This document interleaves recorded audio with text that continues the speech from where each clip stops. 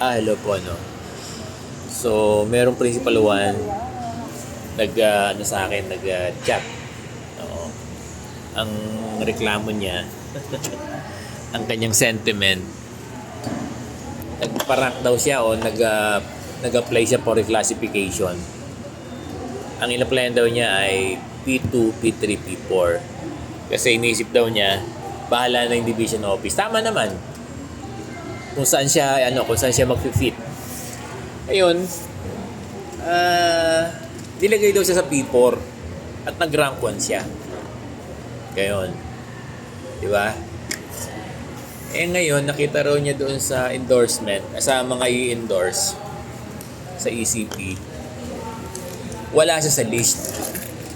Nagtataka raw siya, rank 1 siya, wala siya sa list. Ngayon, nag-complaint daw siya. O parang nag-react daw siya sa SDS niya o paano ba? Kinausap niya siguro, no? Ngayon, nung nag-complaint daw siya, ang sabi daw ng SDS ay discretion ng SDS yun. Bagay, totoo yan, yung wide latitude of discretionary authority ng SDS.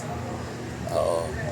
Kaya lang, ang sinasabi ng ng principal, nung nag-complaint daw siya at sinabi ng SDS na discretion niya yon, sabay sabi daw na na parang na-inform siya na disqualified siya. Yan ang nakakapagtaka, no? Nagkaroon ng rank list. Meron daw kasi rank 1 daw siya. Oo. Bakit nagkaroon ng rank list, rank 1 yung guro, tapos later sabihin ng SDS na disqualified? Parang may mali. Di ba? Dapat